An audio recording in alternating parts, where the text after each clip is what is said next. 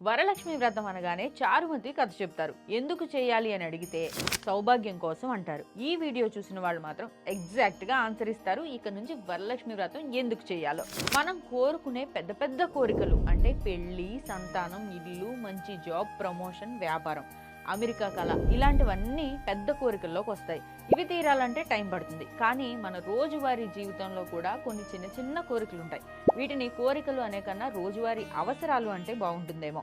అవేంటంటే మన మనుగడకి, జీవనానికి అవసరమయ్యే రిసోర్సెస్. అర్థం కాలేదా? ఇంకా డీటెయిల్గా చెప్తాను చూడండి. మనం తాగాలనుకున్నప్పుడు నీళ్లు, మనం పీల్చుకునే గాలి, ఆకలిగా ఉన్నప్పుడు ఫుడ్, అవసరానికి డబ్బు అందడం, అవసరానికి సహాయం దొరకడం, ఆపదలో ఉన్నప్పుడు సరైన సమయానికి సరైన ఆలోచన కలగడం, కష్టం పంచుకోవడానికి మనకంటూ ఒక మనిషి ఉండడం.